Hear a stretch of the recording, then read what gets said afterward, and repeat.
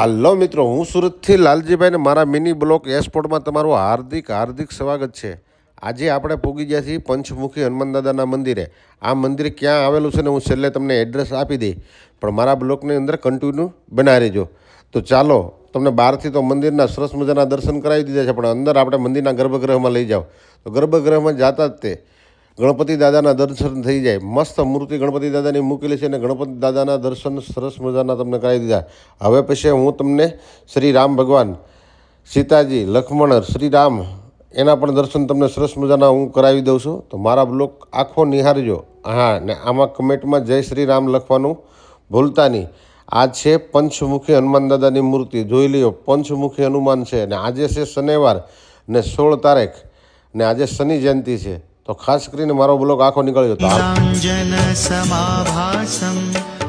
મજાના શનિદેવના તમને સરસ મજાના દર્શન કરાવું છું ને આજે છે શનિ જયંતિ ને 16 તારીખ છે, એટલે ખાસ કરીને શનિદેવ જય શ્રી રામ લખી નાખજો કમેન્ટમાં, ભૂલતા નહીં।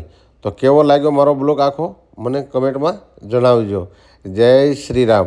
જો આ બ્લોગ છે ને ભાઈ સારો લાગે ને તો લાઈક, કોમેન્ટ ને શેર કરી દો અને આપણી કમેન્ટમાં જય શ્રી રામ લખી દો।